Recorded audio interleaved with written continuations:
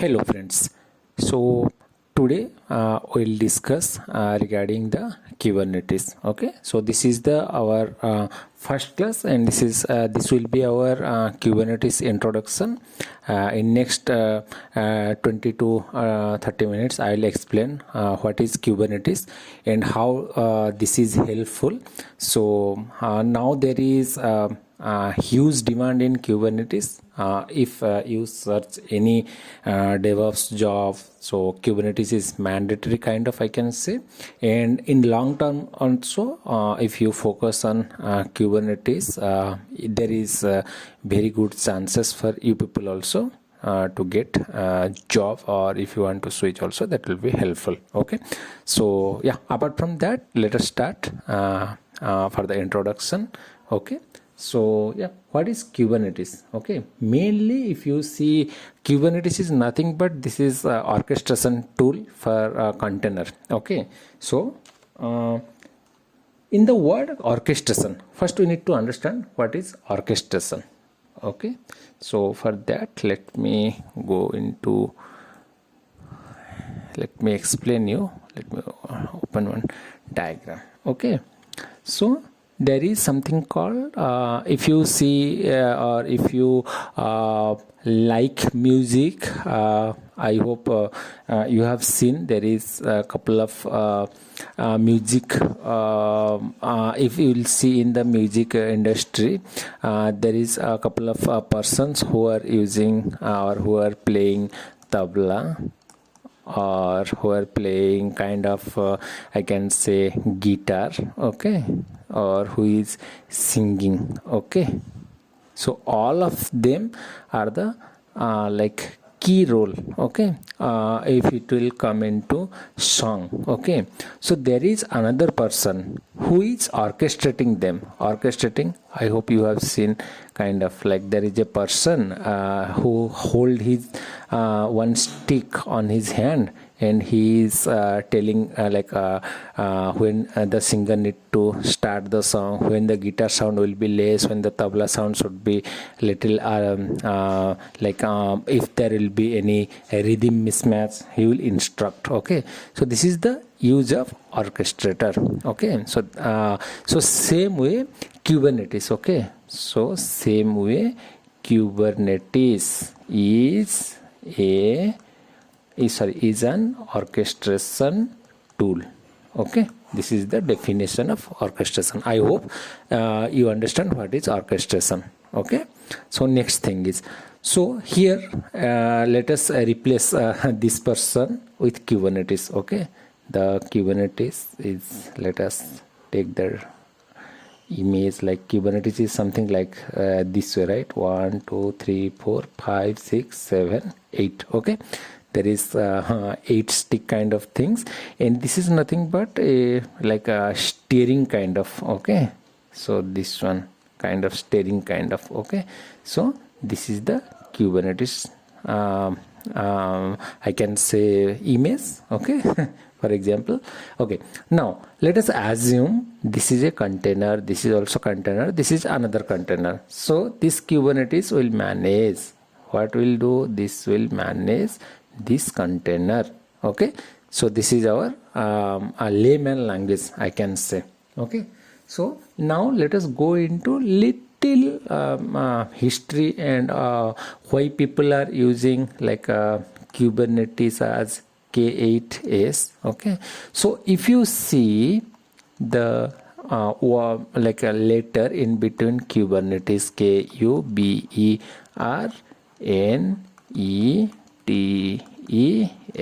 Okay, so in between, if you see, this is K and this is S. Okay, how many letters? Okay, 1 2 3 4 5 6 7 8. Okay, so people, how they are mentioning them as, they are just combining this count 8. Okay, now so the people are calling us K8s instead of Kubernetes. Okay, so Kubernetes is very easy. So if you understand, then each and every topic will be easy. There is nothing rocket science in Kubernetes. Once you understand, it will be very easy. Just believe on me and follow my lecture so that you can understand more and more. Okay, so in layman language I can say, or whatever word there will be, there will be some name behind this. So same way for Kubernetes is also there is the meaning. Okay, there is the meaning of Kubernetes also. So what is the meaning? So the name Kubernetes originates from Greek. So from where it has originated? It has originated from Greeks, which is meaning as helmsman. Okay, HELMS, helms, MAN, helmsman. Okay, or pilot. Okay, pilot. So this is the meaning of this Kubernetes. I hope you are getting me. Okay, so yes, and Google, you know, I hope you all people know Google. Okay, so Google open source this Kubernetes project in 2014. So when it has introduced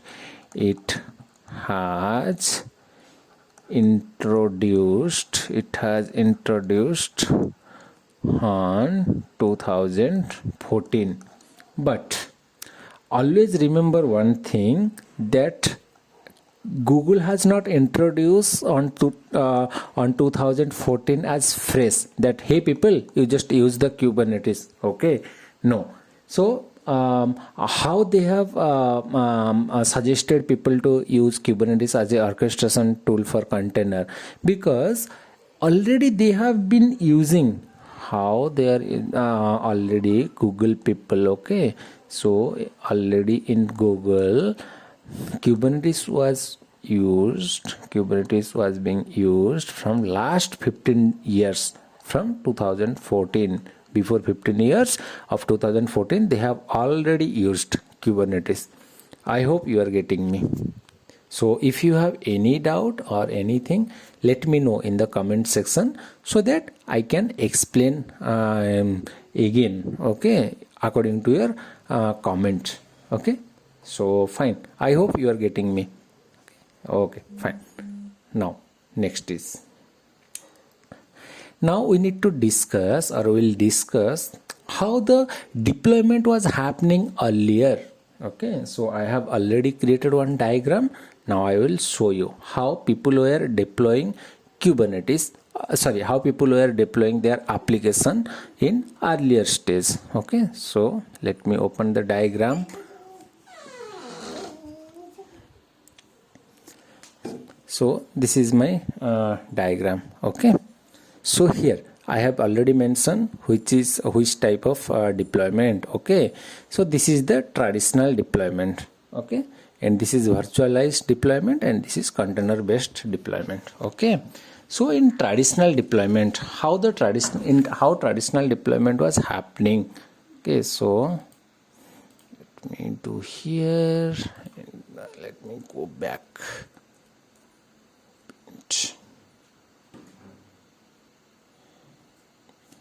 So here, okay, suppose this is my physical server.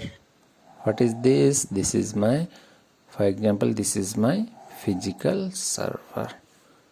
Okay, and here in this physical server, what all should be there? There should be one hardware. Okay, that is physical server is already there.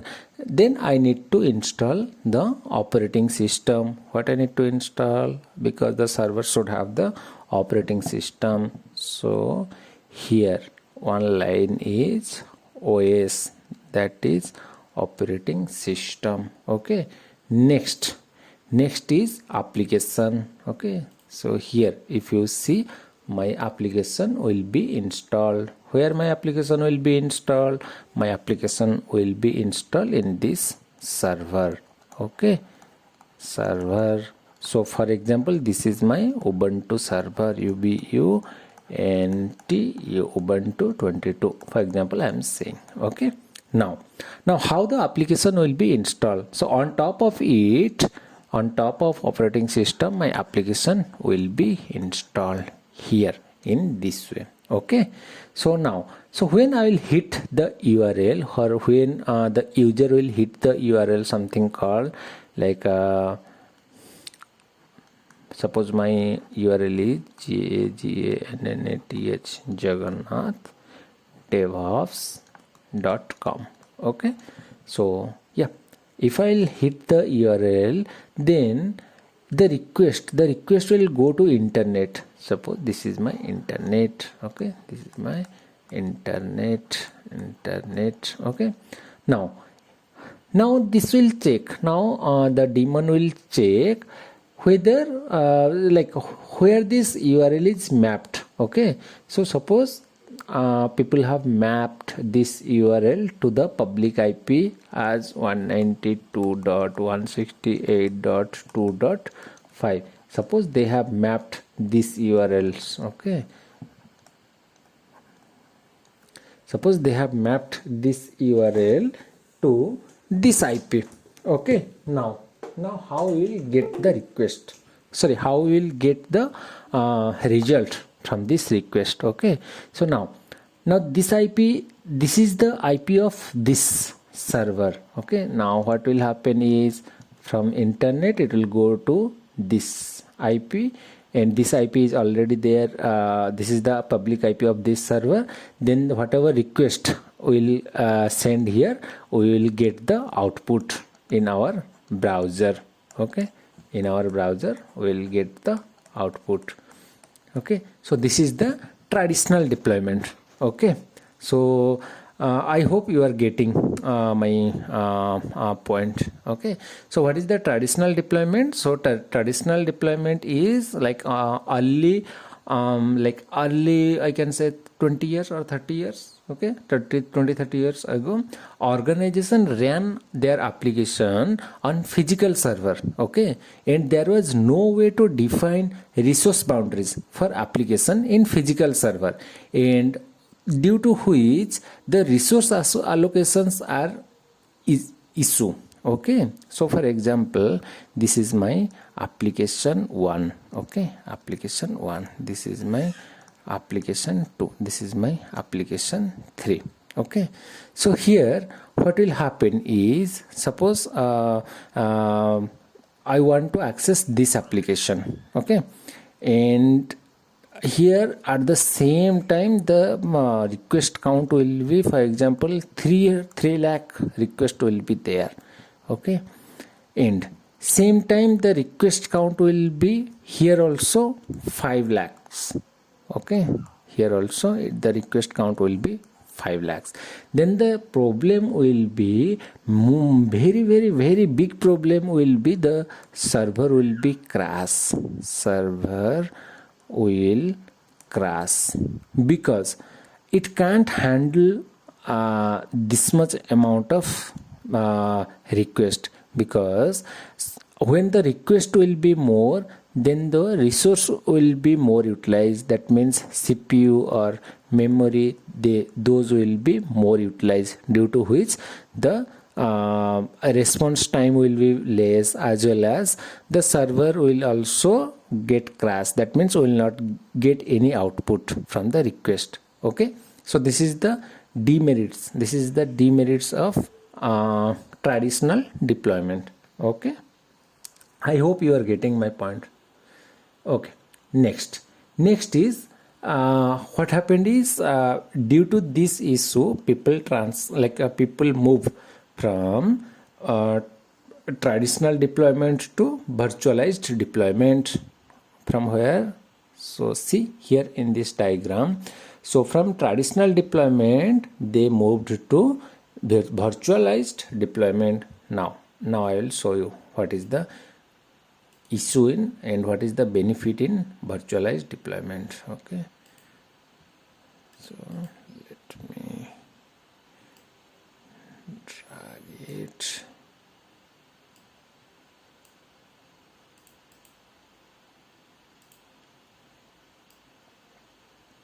Okay, so in virtualized deployment what will happen?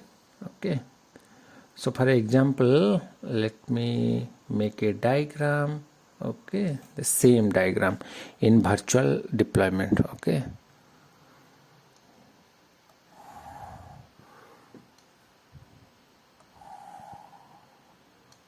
so this is, for example, virtual deployment. So in virtual deployment, what all things need to be required?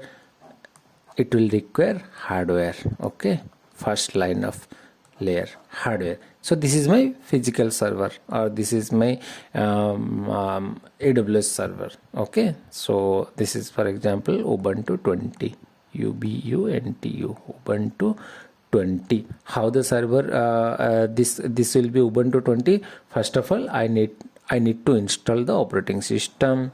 So this is my operating system. Okay, on top of the operating system, what I need to install? I need to install hypervisor.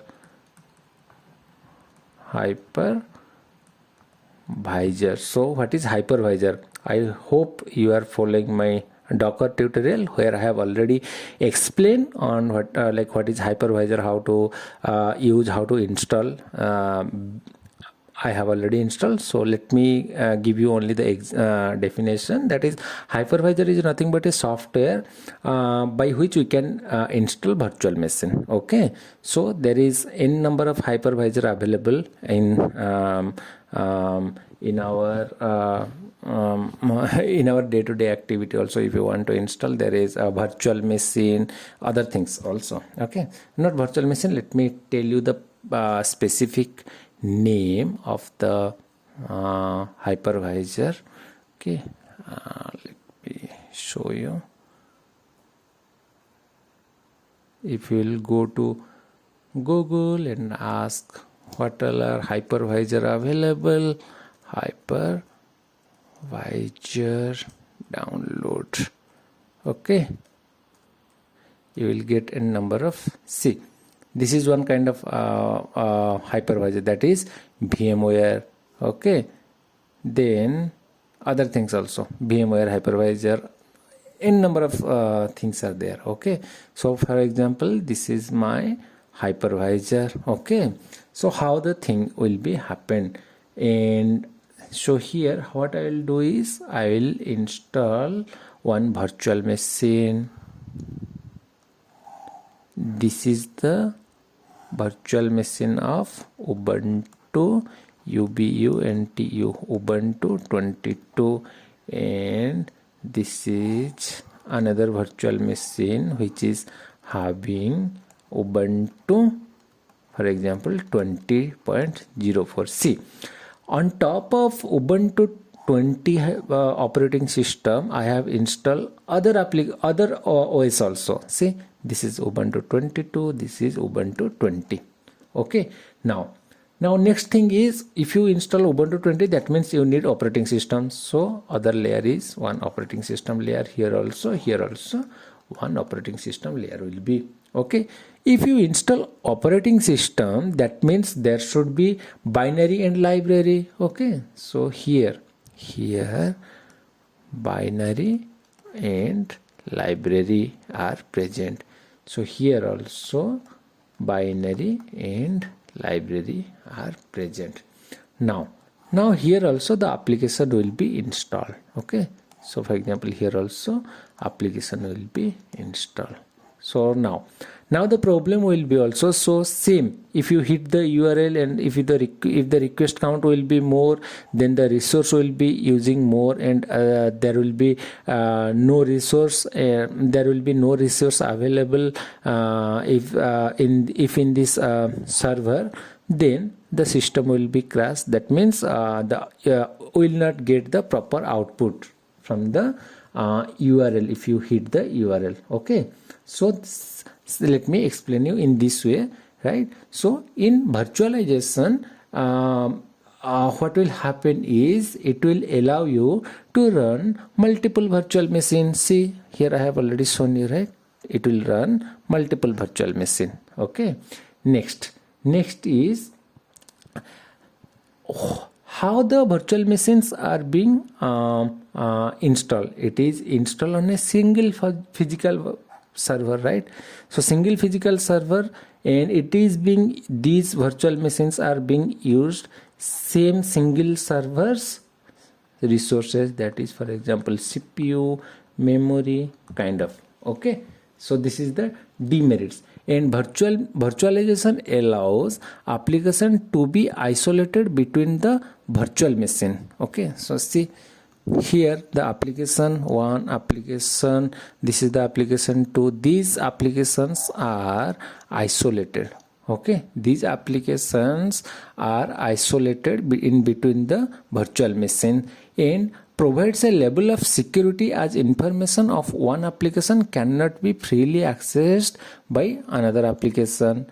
Because see here the thing, here the benefit is this application and this application, they are freely isolated. Okay, they are not combined in one server, they are completely isolated in different virtual machine, but those virtual machines are in one OS only. That means in one physical server. Okay, in one physical server it is there. Okay, now next is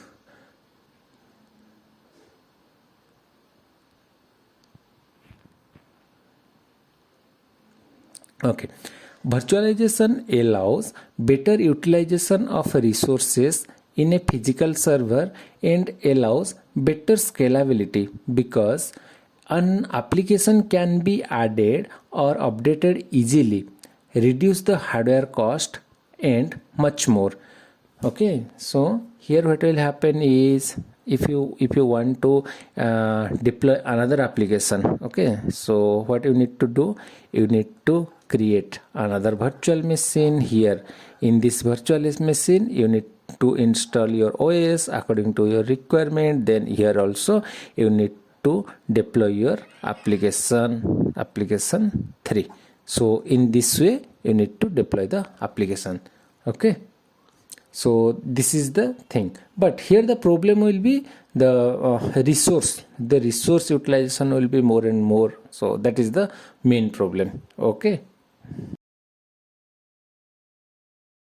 Yes, so next kind of deployment is container deployment. Okay, so let me open the diagram. Okay, so this is my container deployment diagram. Okay, last one, third one, this one is my container deployment diagram. So for container deployment diagram, what all things need to be required? One is hardware. Okay, so hardware is nothing but your server, which is we will have. Okay, then the operating system, so this is also mandatory. Next is container runtime. So container runtime is nothing but, for example, if you will have the if you are using Docker, then this is your container runtime. Then on top of it we need to run multiple container. Okay, so on top of it we need to run multiple container to deploy the application. So for example, this is my container 1, this is my container 2, and this is my container 3. And in container 1 I have installed application 1, application 2, and application 3. Okay, so here in this container it is having its own binary and library. It is also is having its own binary and library. Okay, so here what is the benefit? So containers are considered very lightweight. Okay, because see they are not sharing their binary and library with other container here. Okay, but yeah, this is one more benefit. Okay, container has their own file system. Okay, their own like a file system in the sense like a binary, okay, library, those things are its own. Okay, and there is own memory, there is own process specification. So all these things are isolated in container. So this is the benefit, so that when the request will come to this application, it will execute and it will show the whatever URL you will hit. Okay, so this is the container based application. But here the problem will be, suppose here the request count will be more to this application. Suppose the request count will be more for this application 1, then there is no auto scaling. One benefit of Kubernetes, or one drawback of container based application is, if the request count will be more, then the number of container cannot increase itself. Okay, so if the request count will be more, it cannot increase more. That means here the concept is called auto scaling. So here the auto scaling is not available in container based deployment. Okay, so if the request will be more to this application, the container count need to be more. So for this kind of orchestration, or I can say for this kind of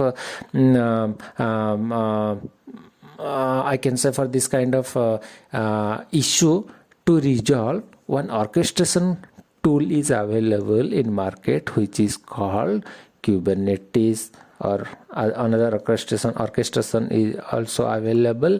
Those are Docker Swarm. Okay, Docker Swarm. So what they will do, so they will manage the container. How they will manage such a way so that if the request count will be more for this application, for the application 1, then the container will be more and more according to the requirement. If the request count will be less, okay, so if the request count will be less, that means less people try to access the URL. If less people will try to access the URL, then according to that time, if the when the requests were used, if there is, for example, 100 containers are running, then when the request count will be less, then it will go as like 10 or 15. Okay, if the request count will be very less, nothing, kind of like 1 or 2, then we can say like we can set like minimum containers, how much minimum containers. Like for example, I have mentioned that 5 is the minimum containers, and suppose I have mentioned 120 is the maximum container count I have set. Then if there is very less request, then only 5 containers will be running. If the request count will be huge, then up to 120 containers it will run, so that there will be no application crash, or there will be no downtime in production. This is the main benefit of Kubernetes. Okay, now I hope you are getting. Okay, fine. Now let me go to the benefits of Kubernetes one by one. Okay, so the main benefit I have already explained you. Okay, let me show you also. Okay,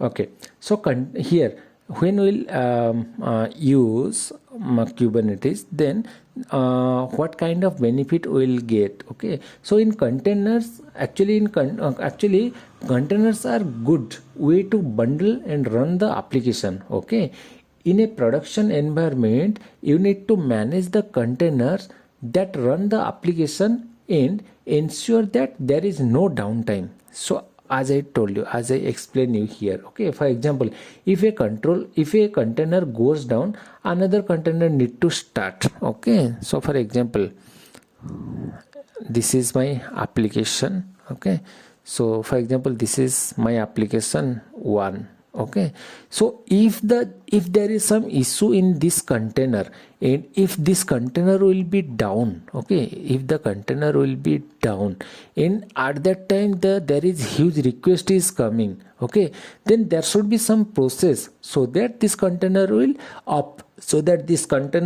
up automatically. Okay, so this is and this is not easy. And this is not easy to do by the system itself. Okay, this can't be do by the system itself. That's why here the Kubernetes come into the picture. Okay, that's why Kubernetes come into the picture, and Kubernetes provides you with a framework to run distributed system resiliently. Okay, so what will happen is it will take care of scaling and failover of your application, provides deployment pattern, and more thing. Okay, so here for example Kubernetes can easily manage a carry here the what will for example here Kubernetes can easily manage a canary deployment for your system. Okay, so here if there will be any issue with the containers, here the what Kubernetes will do, it will just take up, it will make such a way so that no down container will be there. Always there should be a container, so that if there will be request will be there, it will give the output.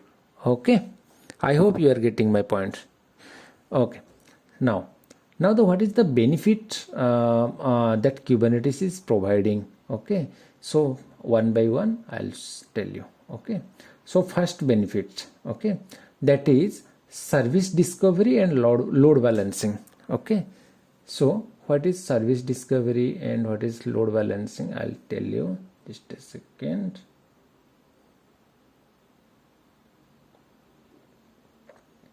Okay, so Kubernetes can expose a container using DNS name or using their own IP. Okay, so if traffic to a container is high, Kubernetes is able to load balance, distribute the network traffic so that the deployment is stable. Okay, so what will happen in Kubernetes, if the request count will be high, it will try to balance the load, okay, by load balancer. For example, if the two containers are there, if we'll hit the URL, and if the load will be more, then there will be another container will also be creating. Okay, so it will balance the load in between the containers. Okay, then next is storage orchestration. So what is storage orchestration? By Kubernetes allows you to automatically mount a storage system on your choice. Okay, such as logical storage, public cloud storage, and many more storage things are also available. Okay, next is automated rollout and rollback. So here you can describe the desired state for your deployed container for to use in Kubernetes. Okay, for example, you can automate Kubernetes to create new containers for deployment and removing existing container and adapt all their resources to the new container. Okay, so other things are other benefits are automatic bin packing, self healing, secret and configuration management, batch execution, horizontal scaling, designed for extensibility. Okay, these all are benefit of Kubernetes. Okay, so what will happen is always remember Kubernetes is a platform, I can say, where you can always make your application up, where always you make your application up with 100%. Okay, there will be no downtime. It will give that ensure. Okay, so I hope you are getting all my whatever I am explaining you. Okay, so yeah, this is the introduction of Kubernetes.